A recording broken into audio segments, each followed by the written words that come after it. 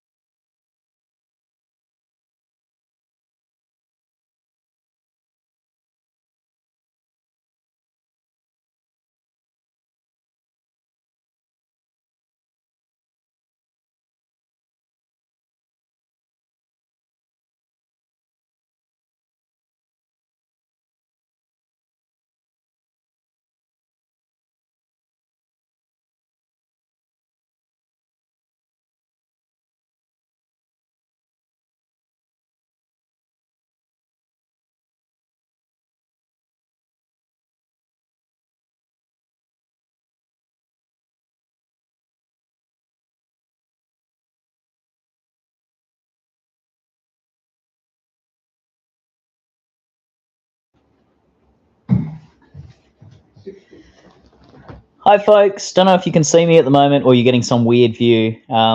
We've just had some technical issues here. We're still setting things up, but we're going to start in probably about 4 or 5 minutes. The webcam has been giving us hassles, so we'll start very, very soon.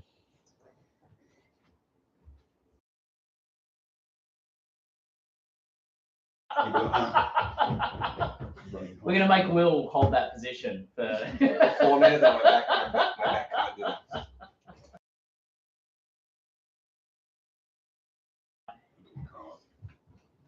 Thanks, Mark. Good to know that things are working.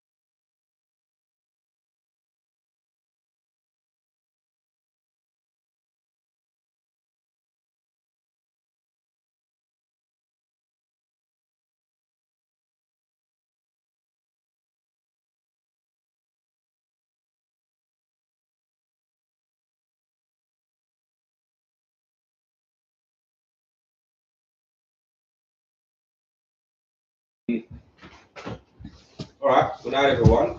Hope you can hear us. I think so. Tozer's done a mic check for us already, Thank you, thank you for that. That was very kind of you. Josh almost had an incident just crossing the curb, so we'll keep safe. I almost had a meltdown with the webcam as well, but we're here now, so yeah. All right. So we're going to talk about Japan, as you guys know, and that's why you guys are here. So Josh and I had the chance and the opportunity to be in Japan mid-May, start May, to have a look at a few cool caves, and we're going to show a little bit of that and how we got there and how everything unfolded. So yeah, brace yourself for an adventure. So just the first one, it's a photo of Akiyoshidai cave, which is the region that we visit. So yeah, as we said, early May, and we're going to go through that. It might be a little bit blurry for our folks joining online, just because of the video and contrast and that sort of stuff. But we'll show you plenty of pictures later. We'll try our best. Yeah. Yeah. So I suppose the journey with this entire thing started at 8X last year. I had been invited and I dragged Will along to talk about the Crazy Wombat Tunnel that we had discovered in Pines Cave, and then Will had processed into this absolutely remarkable map. And so we were there to present at 8X 2025, April last year, I think. Last year, yeah. But I suppose what was really exciting, we got to share this and talk about photogrammetry and talk about what we did, but it was a really great opportunity to meet Yoshitaka Isaji, which, Will connected with really well. So Yoshi had a talk about the expeditions and the exploration he was doing and still doing in Japan. I have family in Japan, so you talk about, diving in Japan, I'm interested. You talk about cave diving in Japan, it's even better. So I attended his talk, caught up with him after the talk, had a chat, exchanged contacts. Then later in the year, in September 2025, I was in Japan for a family visit, and it was the same day to the 8J or the 8X Japan. So that's that photo in the middle there. So caught up with Isaji again, which was great. Didn't understand a word of his talk because it was all in Japanese. I had my sister-in-law with me. She helped me a little bit, but it was too much. Then we start talking about maybe doing something together. That evolved a little bit with a few chats. Then we had the opportunity again to catch up in 8X Singapore earlier this year in April, yeah. And just before that, we were kind of organizing to go to Japan. So we, tidy up a few things during 8X. I was presenting with Miko this year. Josh was there watching and being super supportive as usual. Isaji presented as well again about Japan. So that's the whole. And he won Explorer of the Year. By the way, he won Explorer just of the Year, casually. Asian Explorer of the Year, so just casually, which was amazing. So that's a little bit of the journey, and then Josh had the opportunity again to meet with Isaji we're obviously talking about our trip in May, but the Lao Cave Rescue, I was one of the folks involved. Isaji was invited to be there as well. So there's a shot there of us in the old Russian helicopter, Soviet era helicopter, flying out to the Lao Cave incident. So it's been a good relationship building with Isaji over the last 12 months or so. There's a lot happening. There's a lot of contact points, and hopefully there's still more for us to do together. So that was pretty cool.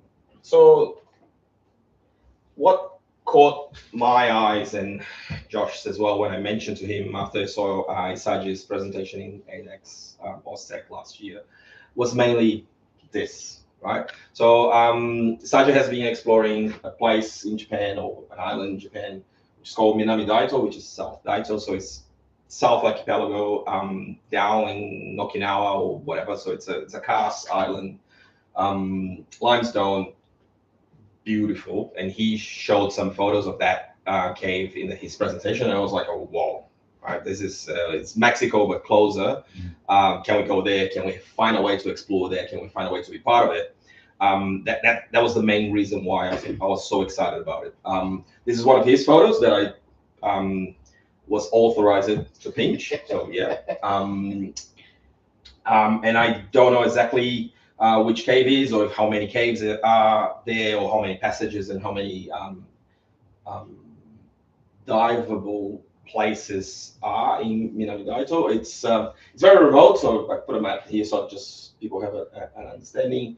So it's very south of Japan. That was the main thing that got us excited about it. However, during conversation with Isaji, he was pretty clear that he kind of wrapped that up. Like whatever the cave he had access, or he still has access, he ley lined throughout. There was nothing else to explore. There was kind of a done deal. And we start talking about what else can we do, or how do we have other ways to support and to help you. And then that's when we got tipped about Akiyoshidai. Yeah. So those are a few photos from that cave that was on the first slide. So it's a very touristic cave called Akiyoshidai, which stays, or it is in the Akiyoshido Plateau. Yep. They have like a whole geological park.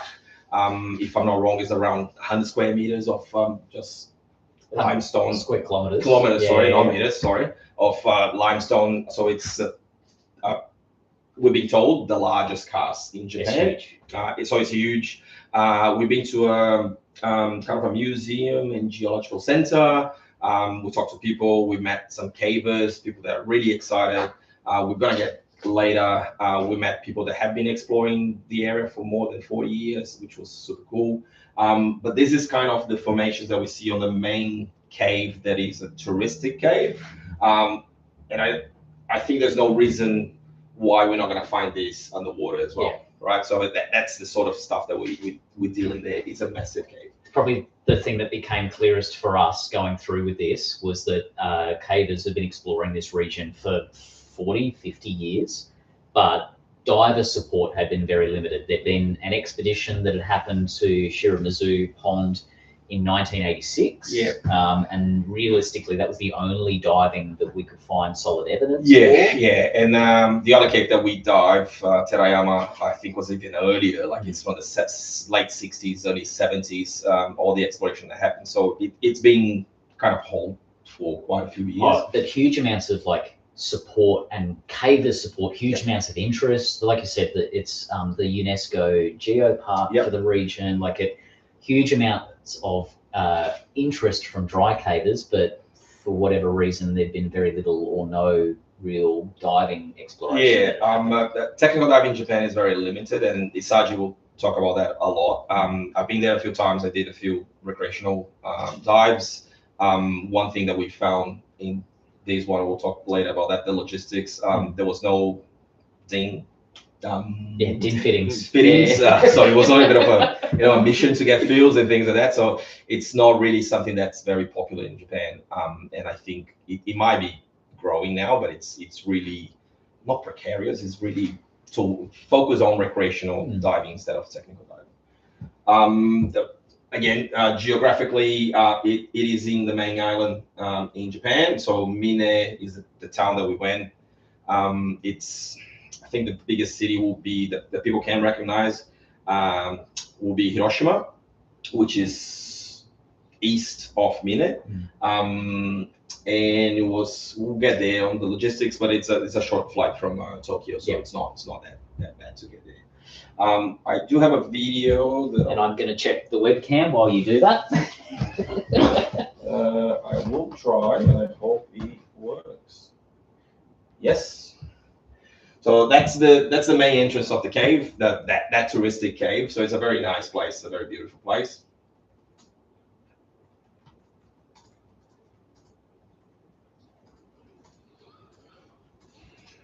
And I don't know, I can't number how many people were there on that day, but it was packed. We spent A couple of hundred people? Probably we spent 2 hours walking in and out. We did the whole thing, everything that we could walk. Allegedly, there is a dive there that we didn't have the opportunity. Hopefully, we'll get there one day. All right.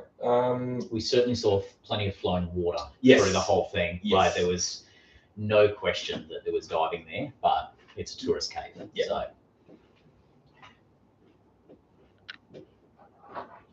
All right. So you might need to read this because I know our folks online won't be able to read that. Oh yeah, there's a lot of words. I'm sorry for that.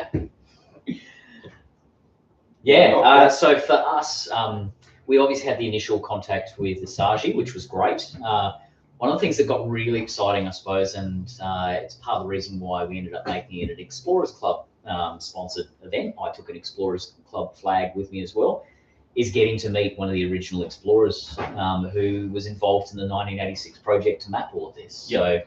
So yeah, as the text says, you probably can't read, but the maps that we had available to us were essentially drawn from that 1986 expedition. And to the best of our knowledge, no one had dived, especially not Shiramazu Pond. No one had dived it in the 40 years. 40 years, yeah. It was interesting that all the maps are dated August 17th, 1986, which was my first birthday. But yeah, all this work, I suppose, really culminated in that 1986 project. They'd done some initial exploration, but it was really all the maps, all the work was the 1986 project. So it was interesting, and we had the opportunity to have dinner with one of the 1986 explorers, Shinji Sakurai. We didn't meet everyone, but there was there's another main character, if I'm not going to butcher his name, Tsushi Fuji, which is most of the maps are based on the work that him and his team did back in the 70s or 60s and 80s as well. And it's maybe the opposite of us. Like, we do dry cave because we want to reach the next sump. They were the opposite. They were becoming cave divers because they just want to get to the next dry section. So the cavers turn cave divers, while we are like, oh, I hate gravity. I don't want to go to dry sumps. And their focus was completely the opposite. So as Josh said, 1986 was the last exploration in Shiramazu Pond, which is one of the sites that we dived. And before that, probably no one dived that site. In Terayama, which is the other side, as far as we know, Isaji is the only one that had access to dive that site since the early exploration back in the 70s and 80s as well. There's a little bit of map here just to, and people online might not see the whole thing, but it's a revamp of the map that was created, and is a commemorative 20th anniversary that they issued the map. So we'll get through the maps and the details of what we were there to do and what we've done at the end. But yeah, we'll talk about that very soon. I guess the big thing with that map was that it was very dry focused. Like, there was next to no, especially for Terayama, we knew next to nothing about what was underwater. There was a lot of exploration that had happened through the dry sections, and they climbed all through these things, but the map essentially felt like once they hit water, it was almost the end. It wasn't, but it felt in a lot of cases when we were looking at these maps that we really didn't know what we were going into underwater. Questions? We've got questions. Some people are asking questions online. Daz, can you read them out for us? Di from Queensland says, what restrictions are there to diving in Japan? For example, CDA are quite strict in Australia. I've been to Mexico. It's completely different. Guides, tours, and etc. What would I need to dive in Japan? Yeah, we'll get there very soon, but it's very restrictive. I can tell you that. We'll go through the logistics and what are the things that you need, the requirements to get to dive there. But yeah, it's very, very restrictive. Well, and the reality is we were invited. Like, this was not a free for all. This is not a like, hey, you can book this in. This is something that we were specifically invited to support. Forgetting Isaji's JQF. Yep. And also the Japanese Karst Society as well. The Speleological Society of Japan. We've got them in the acknowledgements. And that's a good point, and we probably flew past this. So the way it happened was Isaji contacted us because during the chats that I had with him, and we talked about the dive in Australia, and I mentioned, it's quite cold, and sometimes visibility is not great because we don't have massive passages and massive tunnels. And the two questions that he asked me when he invited me was, are you guys okay with cold water? And are you guys okay with low visibility? And that's kind of the starting point for us to get the invitation. And from there, as Josh said, without the invitation, and we'll cover that a little bit later, there's no way we could have done that. There's no free access. There's no book online or talk to a dive shop. We mentioned quickly, like, even Phil's, it was a little bit of a nightmare. So there's no technical dive shop or dive shop that supports technical diving in the area. We'll get to it later, but we were very, very lucky to have amazing support from the Dry Caving Society. and they, especially for Teriyama, we physically would not have been able to get to I the wouldn't. water without Maybe them. you could, I couldn't. Oh, mate, it would have been dangerous. Yeah. They literally set up rigging for us. They lowered us into the water. There was an entire team who set aside a weekend to essentially support us diving. So yeah, this is not a turn up and pay your 300 pesos and book in it's kind not of thing. no. It's No. Unfortunately, it'd be great, Yeah. but yeah, it's quite restricted. All right. So as I said, so we got the invitation, mainly cold water, low visibility, and that's all we had, right? So Isaji at the time shared those maps with us, and we talk about which caves we're gonna tackle and what are the goals we want to achieve. And basically, he talked about two caves, Terayama and Shiramizu, which is a pond.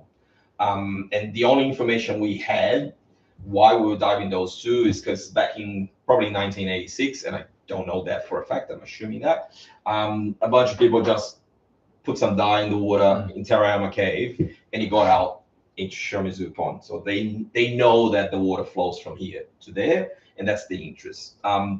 Well, also for reference, I suppose, they're about 700 meters apart. And Terayama is northwest, and the predominant fault lines through the entire region run northwest to southeast. So it's very clear that the water that is flowing through Terayama is popping out at Shiramizu, but being able to find that connection has been the challenge for 40 years.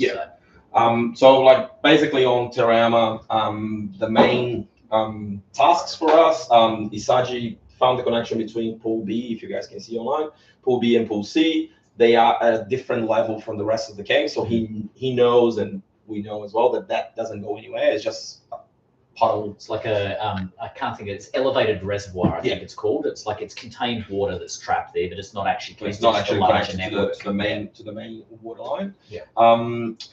He knew that Pool A connected to Pool D, but he could not find that connection. So this map that we received was like, okay, we need to find this connection because he could not find it. This was aspirational. There was the aspiration already. Like that was the main goal for the trip. Couple of other goals, and we talked about that. If we have time, maybe we're gonna explore this. You guys might not be able to see, but there's a 16 meter there. So this goes deeper in the cave. And there was a little bit of, if we have time, we want to try to connect Pool A, which is the main entrance, to the fourth branch. So I don't know how nasty it is to get here on the dry section. I'm just assuming that probably is very hard.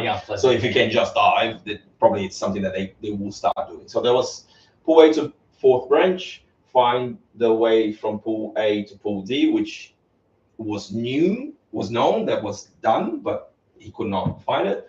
And if we have more time to explore, we got our cameras. We said that maybe if we have decent footage, we're gonna try to do photogrammetry. We did a lot of photogrammetry dry. We're gonna get that later. So that was Terayama Cave main goals. For Shiramizu was a little bit different. Isaji has been diving Terayama, I don't know for how long since he's been back exploring, but he hasn't been here at all. So we were first go with him there. I best say our group were the first divers in 40 years to dive in Shiramizu Pond, which was pretty remarkable. And the main goal of that dive was to literally walk on the path of people that did that in the past. So if we can find a way to the fourth hole, that will be a big tick. And again, we try to add a few things, and we're gonna have the 360 camera. We're gonna try to do this, try to run an email. We had all the tools to help us just on that exploration, but I think we will all be happy if we just to get there. That will be a main achievement already. We'd also been warned warned is probably the wrong word, but like we've been told that there was some really extraordinary decorations in that fourth hall as well. The other halls, not so much, but if we could actually get to that same point that they got to in 1986, we'd kind of be rewarded by this absolutely extraordinary decorations. So, all right. So that was it on goals. We're gonna get to the question now, probably. So a little bit about planning. It is virtually impossible to do the dives if you don't have the connections and the contacts. It is extremely I think unregulated is the right word, but it needs to be taken carefully. Unregulated means you just can't do it, right? So every site that we went, we had permits, and Isaji organized all that. You need to be a member of the Speleological Society of Japan, so you can be there. There's no dive shop support. Isaji was driving every day, an hour and a half back to Mine to get to a dive shop to fill yoke cylinders, to get back, and then we had to mix them with like a whips and things like that. So it was a mission to do that. So I talk about the Speleological Society. Yeah, of course you need your insurances. Logistics wise, Isaji took care of us tremendously. So like booking hotels, organizing the car rental so he could drive us up and down. The transfers from the hotel to the airport, from the airport to the hotel. The airfields that I talked already. The only thing that we did, and we'll talk a little bit later, was get there. So we had to organize our tickets from here to Japan, and then a way to get to Mine in Yamaguchi. And apart from that, it was all done. We spent 5 days of diving, so the whole, I think it was around 7 or 8 days that we spent there. It's a little bit not complex, but it takes a little bit longer to get to Mine. And then there's the transfer, then there's the dive. I needed a break, and I think everyone needed a break. So we did 2 dives, 2 days in Tarayama, then we had a break, and then we had another 2 days in Shiramizu. The other main barrier, it's the language. I don't speak Japanese. I go there very often so I can, get around, but I can't talk. I think for Josh, as the first time he was in Japan, it was more than just the diving, more than just the cave experience. It was more than just the exploration. Yeah. So, but me, especially for me, your brother and his family live in Japan, so you visit reasonably regularly. This was entirely new for me, so never really experienced Japanese culture before. Certainly never been to Japan. Like, it was all new for me. The diving was probably the only familiar part for me. I was like, cool, I know how to put on dive gear. Everything else was foreign. Everything else, and I suppose where we went was really remarkable as well. So we flew into Tokyo, this metropolis, this amazingly huge city with all these different districts. But then we flew out to a reasonably smallish regional area. Reasonable is a big word. It is a very small area. Yeah, like there's a reasonable amount of tourism that goes out to Mine-Akiyoshidai, but other than that, it's remote is relative. Remote in Japan is difficult. Yeah, but it's not mainstream, and it's not. Yeah, we certainly saw a lot more farmland than having left Tokyo to then be out and looking at rice paddies and mountains and all that sort of stuff, but still seeing like vending machines, random vending machines sitting everywhere, and also sitting out in the middle of nowhere, like. There's a rice field. There's a vending machine. There was a vending machine next to the rice field. Like, there was a lot of really, for me, it felt unusual. But you got used to it very quickly. The idea of going to a 7-Eleven. Will took me to a 7-Eleven in Narita, inside the Tokyo airport. We bought dinner and bought booze. Like, we sat out on a pair of chairs just outside the 7-Eleven having a few drinks. Yeah. It was surreal. He got addicted to onigiris. Then I'm guilty as well. Yeah, and probably especially for me, this was probably the biggest Western adjustment that I had. I love breakfast. I love breakfast food. Doesn't really exist in Japan. No. Like, we try to find rice for breakfast. Rice for breakfast. Rice for lunch. Okay, rice right. Like, I don't mind rice, but trying to find breakfast foods was something that I struggled with. Trying to find reasonable coffee. 7-Eleven coffee was not something that's worth rating. So yeah, that was. I found I love Japanese food, but I found the experience of living in Japan was quite a a culture shift for me. And I didn't even think about it before I went, that breakfast would be something that would, not even really an issue. Like I found my own way, but it was definitely a culture shock. So something that you wouldn't really necessarily plan for, but that's the experience of going, I suppose. A little bit more about logistics.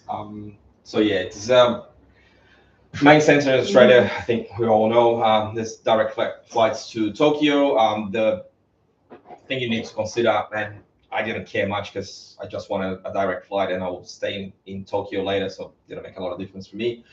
They have two main airports in Japan, Narita and Haneda. If you're going to the north of Japan, you want to go Narita. If you're going to the south of Japan, you want to go Haneda.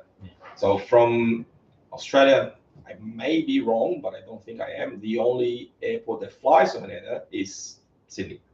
So for me to go to Melbourne to Sydney and then Haneda, I just fly straight to Narita because it's easier. So we got a bus from Narita to Haneda, which is amazing.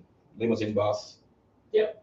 I think it was an hour or so on the bus. It is an hour on the bus, yeah. And then you transfer there, and then we spend the night in Haneda in a pod hotel, which is I never did that. Then I've been to Japan quite a few times, but it was interesting. And then from Haneda, direct flight to Yamaguchi, Ube, where Mine is located. So then Yoshi picked us up at the airport, drove us up. Again, about an hour from Mine. An hour and a bit, yeah. From Ube to Mine, yeah.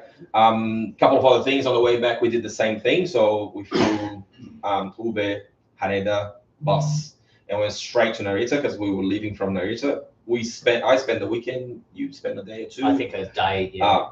So we drop all the gear at the airport. So lockers, all that stuff is really easy.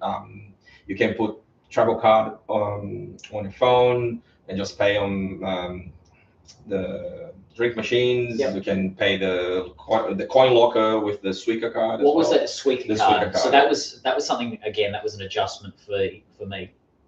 The Suica card can be used for vending machines. It can be used for convenience. It can be used for transport. It can be used for all these different things. And maybe one thing that we did that if we were to do this trip again, I would change. There's a 28-day tourist Suica card, and like the idea that you would turn up, get the Suica card at the airport at Narita. Yep. It would have made life so much easier from start to finish. From start, You were talking about we did that at the back, right? We did it at the end, because we were taking public transport, and you didn't have it, and I was like, oh, I just have it on my phone. I have no idea how do I get one. And there's literally vending machines for them, like almost like an ATM, for the Suica cards. I would suggest anyone that's interested in doing it, or going to Japan generally, get a Suica card as soon as you get there, because it's really helpful. And the locker situation was an interesting one because we arrived at Narita on the way out, put our bags in the lockers there, and then went out and stayed with your brother. And you were staying on. I went in on my own. And started to run into a lot of different issues, trying to pay cash, trying to find a cash machine in the Narita airport. If I had a Suica card, it would have solved everything immediately. Yeah. But I think I'd already binned it at that stage. I was like, oh, I'm already done. Hang on to your Suica card. Got to the airport. Yeah. Bin your Suica card in Australia. Like, they are super helpful. I thought, oh, there's nothing left on this. I'll just get rid of it. And I acted way too soon. So yeah. All right. So the dive itself, because I think that's what people want to see, right? I think Josh mentioned before there was a team of cavers helping us and doing all the rope work. I don't think I'm wrong. There was 8 of them. 1, 2, 3, 4, 5, 6. Honestly, there's another one taking the photo. Yeah. So there was 8 of them. It was really good. We didn't carry any gear up the hill, down the hill, into the hole. The drop, 6 meters from on rope. Probably 5 to 6 meters. 5 to 6 meters. So we go through the cave, and then there's a huge drop for you to hit the water, and it's 5 to 6 meters. And they got all the all the rope done. So literally, I was just hooking on my BC U2 and then just lowering you down, and then. Do we risk it? I think we've got some video of. Yeah, let's. So I held a 360 camera and walked from the entrance down through, and I did post it on Instagram, and we're going to try and see if this works. See if this works. A bit of an adventure. This one, yeah. So this is actually once we're inside the cave itself. There's a whole doline that required entrance, and then we're crawling through this sort of stuff to find the rope set up in a minute. But yeah, it was not simple. This is not a case of like rock up. There's an open pool and jump in. That's the drop there, and that's the 6-meter drop down to the water itself. So yeah, this is at least 100 meters already into the cave. Yes. Before this video even starts. So yeah, we definitely needed a team. It wasn't just a case of like rock up and jump in. We had 8 people supporting us, plus Isaji. Yeah, we needed the support. We needed every bit of support to get to that water. We had a TV crew as well. Yeah, I was going to say, there's TV crews everywhere. The joys of hanging out with Isaji is that there's always a TV crew following him around. That's us in the dive, and that's the moment where I realized that the connection that we were looking for, because I was running the line first, was probably going through a very narrow section, and I just told Josh, "Yeah, you go, mate. Use more than me. I'm not gonna be able to go through that." So we just swapped, and Josh got the reel, and you'll see me just going back and telling him what to do. He loved that, I know. But yeah, and it ended up I was pointing him on the wrong direction. As soon as he got out of the hole that I told him to get in, it was a tunnel right in front of us. Yeah. So you got out, you look at me and say, "It's this way," and I just decided that this is something that we've talked about quite a bit. This was very much studying the fractures. So the hole that Will, that's directly above this hole that Will's pointing me to go to, was actually part of a fracture, and we were heading back the wrong way. And as soon as we backed up and turned around and looked on that same fracture line, it was clear as day where we needed to go. So yeah, studying the geology and understanding how these caves form and the fracture lines that they often form along, it's been the core of why we found stuff that we found. Yeah, it's been very rewarding. So this moment specifically it's the moment that we tick one of the goals of the mission, of the expedition. So that's when we found what Isaji and his team could not found yet. And then we just linked, if you guys remember from the start, pool A to pool D. That was when we found the way. And it was really, at the start, I didn't understand. Like we kept going through, and in my head, I was like, oh, okay, someone knows that they connected, but how do they know and what's happening here? And then all of a sudden we found a rope. And I remember being on the dive and say, why are we following a rope? Yeah. Like and that's the guide rope from 1986, 45 or 50 years ago, that it was just left behind. And then we just kept following that rope, of course, running line. And we got to 2 other surface. So we got back up to a surface. Yeah, then we had a check. The rope was still going, and it was still going. But we'd proven the connection. Yes. Like that was the critical thing. It was all about proving this connection. So we didn't need to go all the way back up to the pool D, the dry cave, the pool. We'd already surfaced, and we were like, "There's the connection.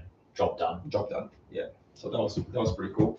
Do I have anything else here on this post? This is it. We'll talk about that later. Yeah. Where's my pointer? Let's go back to the present. Okay, cool. First day. So this is the team. There's 7 of them, I think, on the photo, but someone was taking the photo, so that's why. Hey, that's the first day. So connecting that pool A, pool D. That's on the first day we just drop a full reel. Yeah. Okay, so you probably can't see it online, but like I'm holding an empty reel, 120 meter reel, and we just absolutely dumped it on the first day, which was remarkable. All right. Tiramisu. Very different access It's a pond. I love it. You can just walk it, jump in, and just walk. Yeah. Get wet, swim a little bit, and then off you go. We on the second day we had Shinzu with us. This is the TV crew. You guys may not be able to see, but yet it was very busy. There was reporters from newspapers, NHK. I want to say local news, 5 separate news organizations. plus there is documentary where Isaji's featuring that was released a month and a half ago, maybe. Yeah. So they were recording and getting footage for all that. So it was really busy outside of the water as well.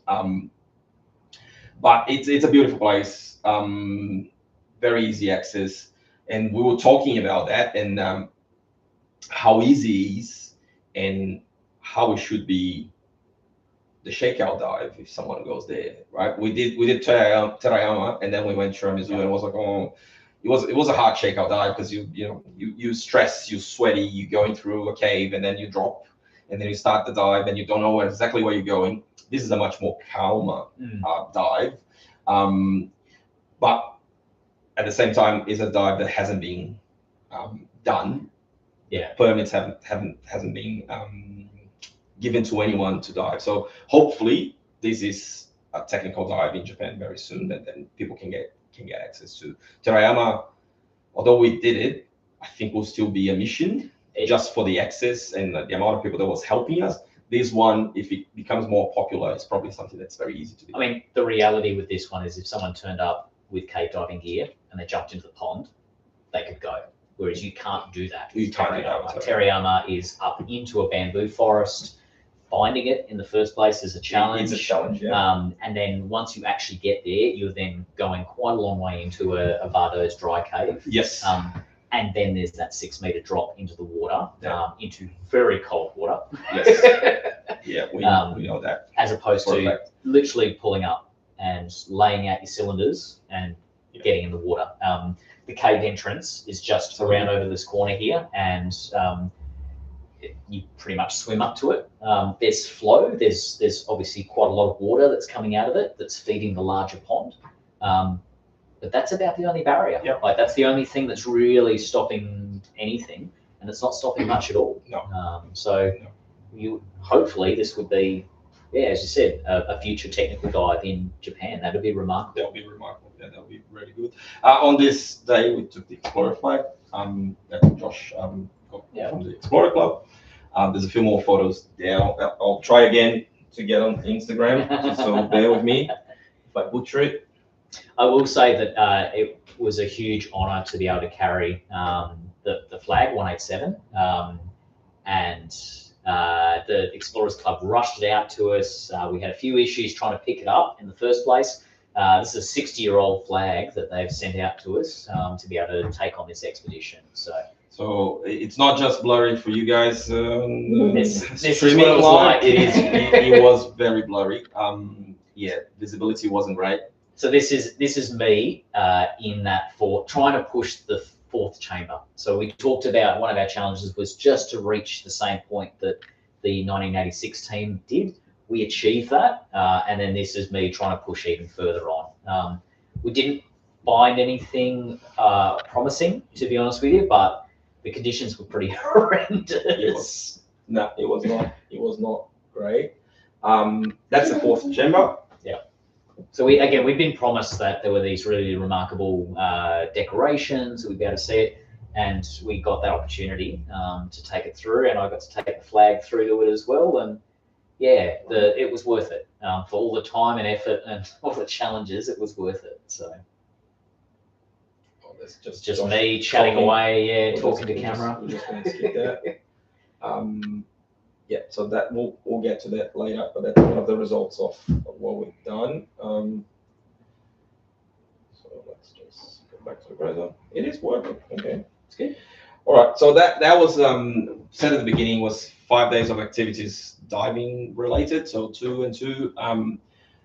Then not then, but all the time, as we can't not do it. There was a lot of shenanigans as well. So Josh and I would kind of name the expedition like a nickname, Big in Japan. Big in Japan, straight off the bat. Straight off the bat. Yeah.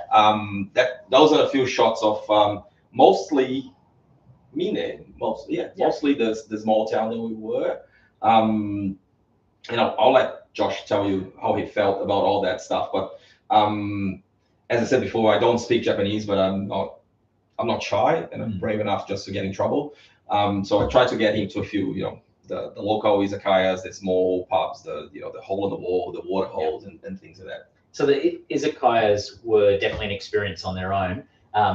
I'm probably going to butcher this, but the small pubs that we would go to, I can't remember what they were called. That's the izakaya. Yeah. Yeah, the izakaya. Okay, so it's a place where Japanese businessmen go and have drinks afterwards. It's a pub, but the meals were amazing. Like, it was not just we talk about pub meals in Australia, and you have a chicken schnitzel or a burger or whatever. The meals that we got in these izakayas were extraordinary. I thought they were a fully fledged restaurant. It turned out it was just someone's back kitchen. Quite often, the folks who owned it would live above, and folks would come after work. The Japanese businessman would come and literally just go there for drinks afterwards. While we're sitting in the front having these absolutely extraordinary meals. It was just, that took a bit to get used to. The quality of the food was so high, and it was basically being run from someone's back kitchen. This lady, I can't remember her name, but we just had a long drunken chat to her. Yeah, and she was literally, it was her kitchen. Yeah. She's got a bar set up in her kitchen, and she's cooking us food, and it's like, it was extraordinary.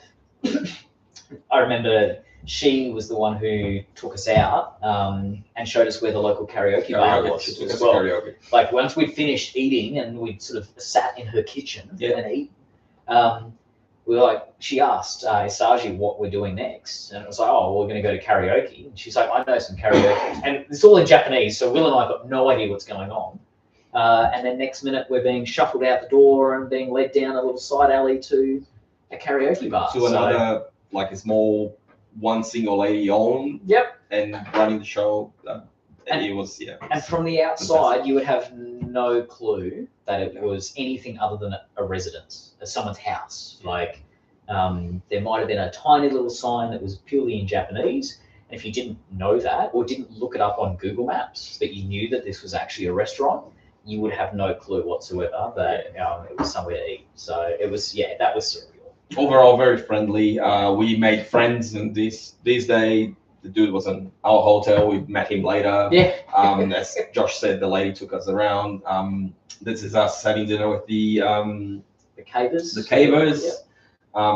Yeah. It was a really, really good time that we spent in here. So everyone was very warm. It was always very, very giving, and they wanted to spend time with us. They wanted to talk to us.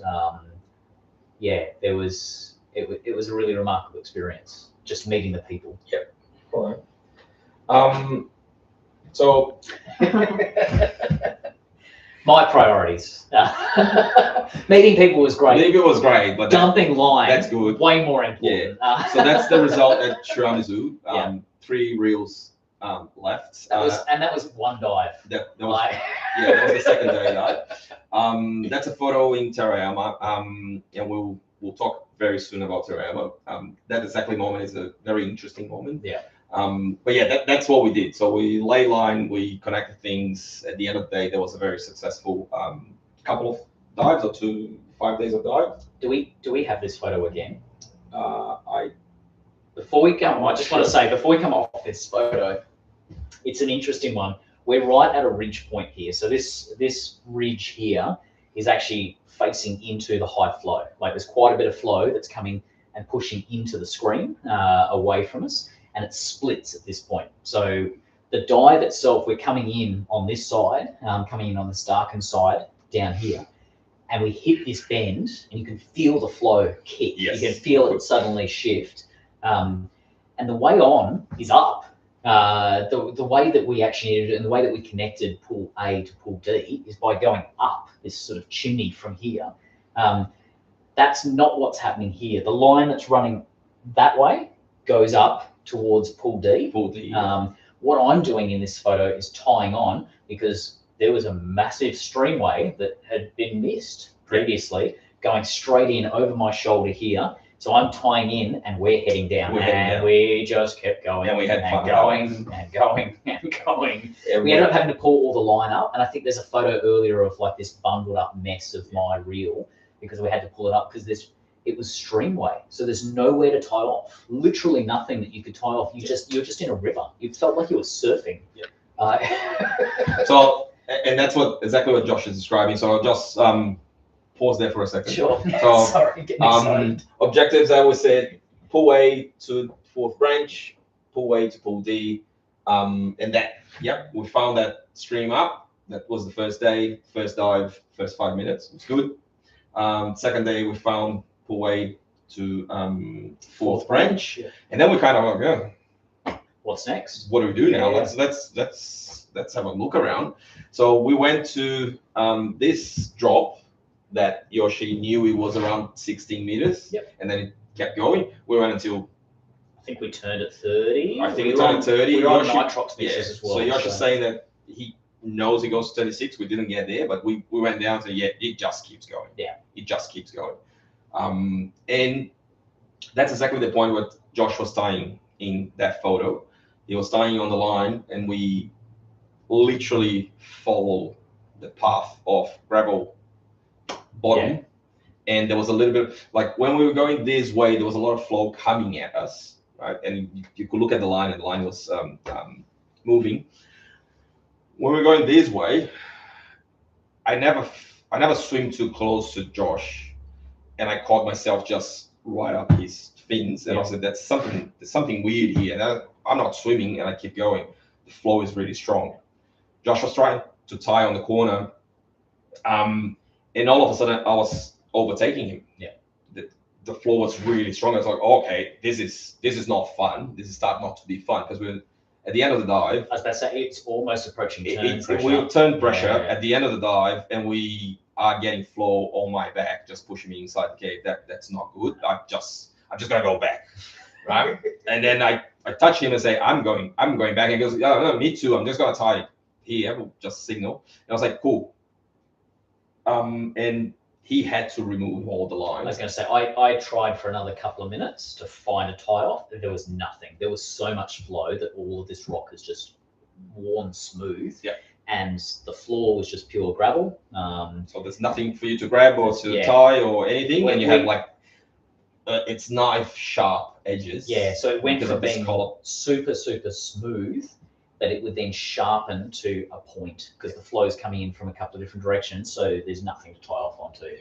The gravel on the bottom wasn't even big enough for me to do like a classic Josh tie off, where I grab a rock and wrap it around and jam it in somewhere. It was just, there was nothing. Yeah. There was absolutely nothing.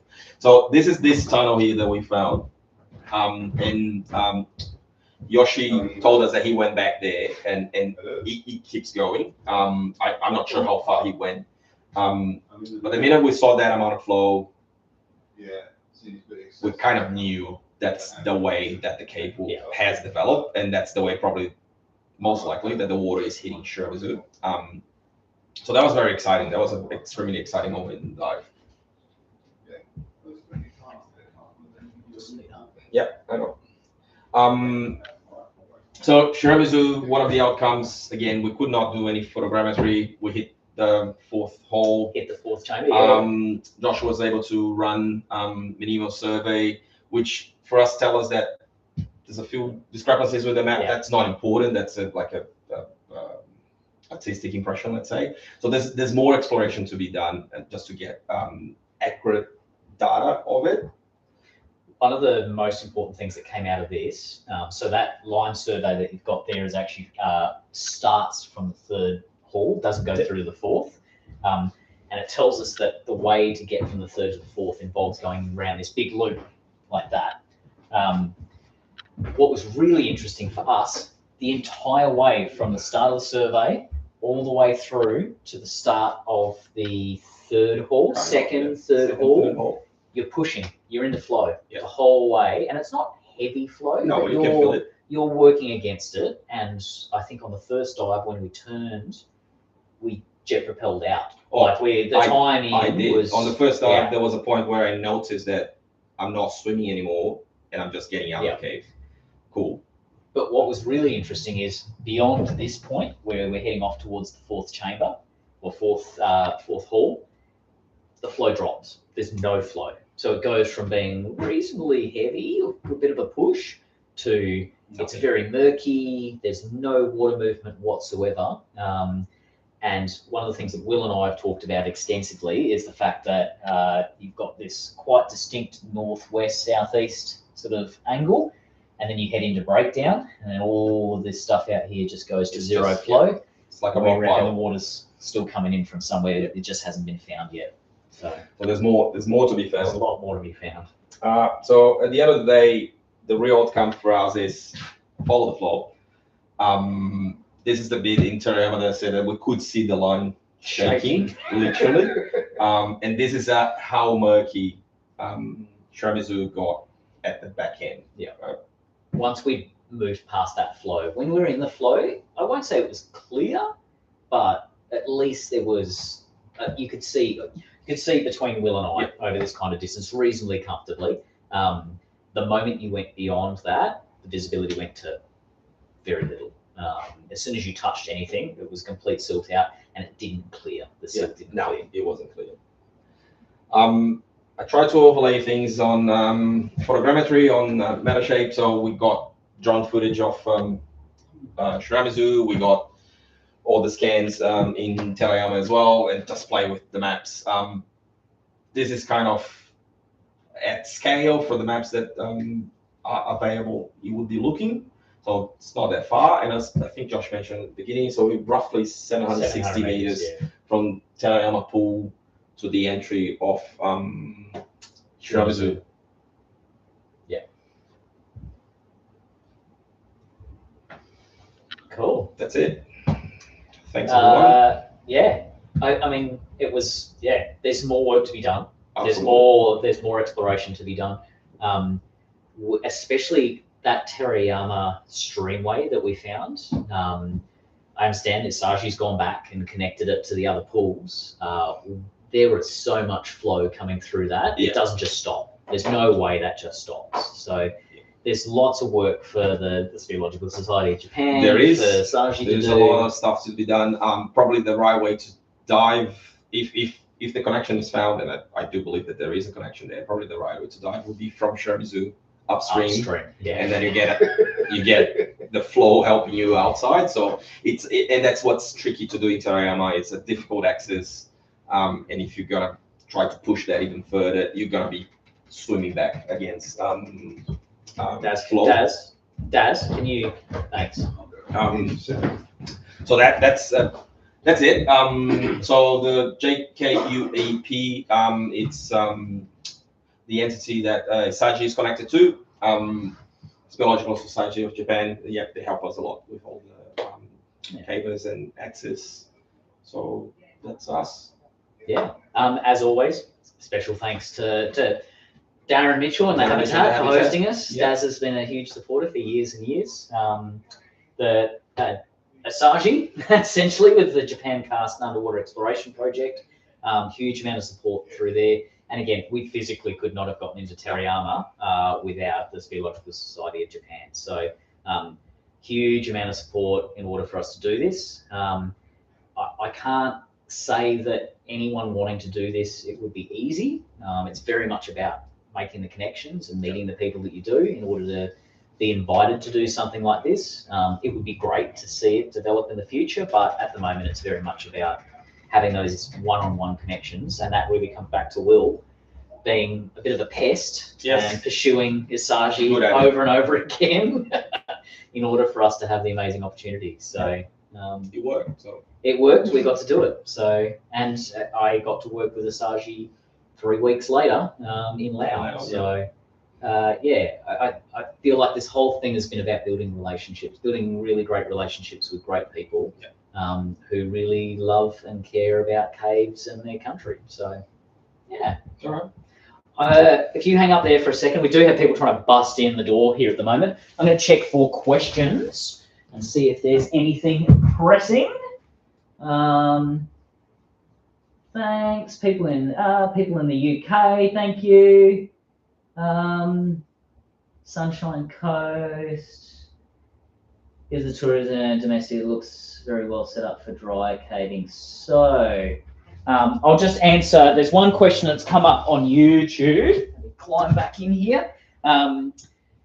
Whether or not the tourism is set up for international or local tourists, and whether or not it's focused on diving or dry. It is almost exclusively dry. It's very well set up for dry caving. Akiyoshidai cave is extraordinary. And it's not even like a caving tourism. It's just walking. It's walkways. It's walkway. Accessible. Yeah, very, very accessible. There's lifts, there's ramps, there's everything. So on that sense, yes, it's very easy to get there and as a tourist. Something that's worth doing. Honestly, we went to the museum that they had set up in Mine-Akiyoshidai. And that was beautiful. Fossils, and just understanding the whole region, how Akiyoshidai's Karst was formed in the first place. All of that was beautiful, but it's not something that's really set up at this stage for divers. No. Isaji was driving an hour back to Mine to go and fill up alley 80s with yoke fittings to then drive back for us to then decant the gas so that we could dive the next day. I think on average we were starting each dive with maybe 160 to 180 bar of gas. It was always... this was certainly not the kind of strongly built up professional technical diving. It was an expedition. And it was not supposed to be. It was really like that. And I think we feel that if there is that connection, if there's an easier dive, like from Shiramizu, getting in and having a nice dive, that might develop a little bit. But today, there's no easy way. There's no easy access. Cool. Do we have any questions left, Daz? Did you answer so? No. No. What an adventure. Really appreciate you guys presenting that. We've had people, I've asked them where they're from. We've got people in the UK, Melbourne, WA. I saw in the chat we've got quite a few people all around. So thank you again for joining in. Yeah, really, really appreciate it. We have talked about this a little bit. We would love to put on something that every month, every couple of months. Maybe next month we can do the WA trip that you guys are doing. Yeah, so I was going to say, that'll be an interesting one because Will and I are we're on the Nullarbor in September. Yes. I have thought about how we would go about organising something via Starlink, but that's tricky. We definitely want to make this to be a regular thing. Might not be next month, but maybe the month after. There are so many trips, projects that we've worked on that we just simply haven't shared with people. So it's nice to have an avenue where people seem to be interested and they can play it back later. So cool. All right. Thank you for that. Thank you. I'm going to kill the cut stream. Thank you very much, folks. All right. End stream. Okay.